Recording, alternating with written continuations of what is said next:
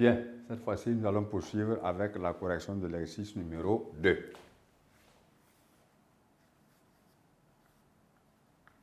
Dans cet exercice-là, on nous demande de calculer et de donner le résultat sous forme A 10 puissance P, où A est élément de Z et P est élément de Z.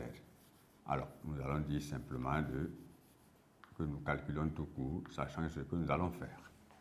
Alors, vous avez donc ici E égale 4 10 puissance moins 9 plus 5 10 puissance moins 8. Alors, ici, vous êtes dans l'addition de A 10 puissance P, où il faut que les puissances soient identiques afin que l'addition ou la soustraction systématique soit possible. Comparé, vous voyez bien que moins 9 et moins 8 ne sont pas des nombres égaux.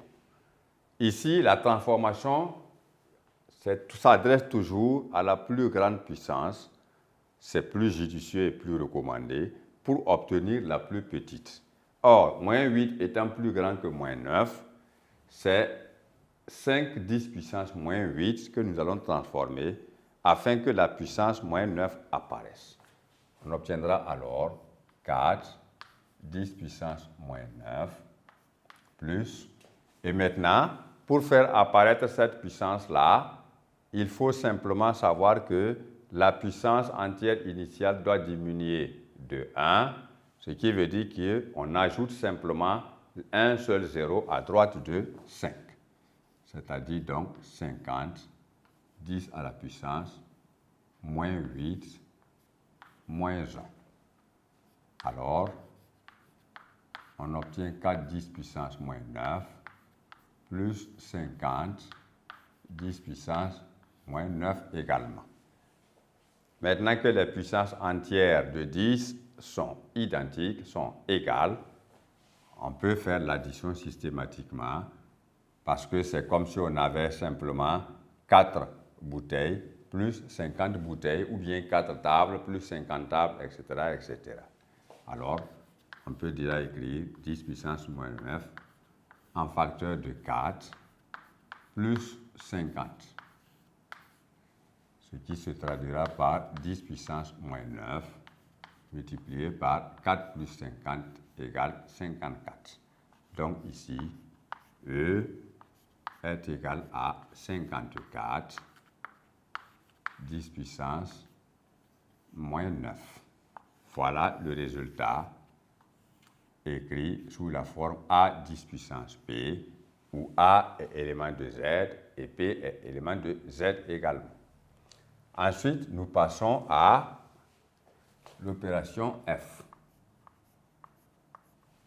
Nous obtenons 7 10 puissance 4 multiplié par moins 3 10 puissance moins 12. Alors, nous avons vu que la multiplication est associative dans D. Cela veut dire que tous ces nombres-là peuvent changer de place sans que le résultat ne change. On peut écrire alors 7 multiplié d'abord par moins 3. Donc, nous multiplions les nombres décimaux entre eux. Et nous allons multiplier maintenant les puissances entières de 10 entre elles. C'est-à-dire, on obtient 10 puissance 4 multiplié par 10 puissance moins 12.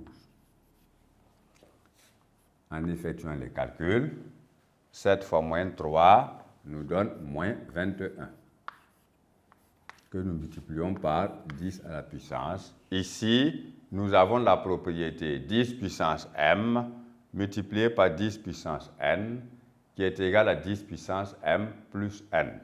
Donc, on obtient 10 puissance 4, plus fois moins donne moins, donc moins 12, soit moins 21 fois 10 à la puissance moins 8.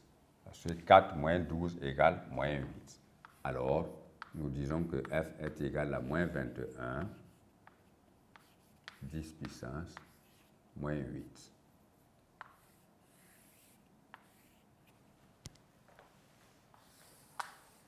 Et enfin, nous avons l'opération G, telle que G égale moins 1,2 10 puissance 3 multiplié par 0,03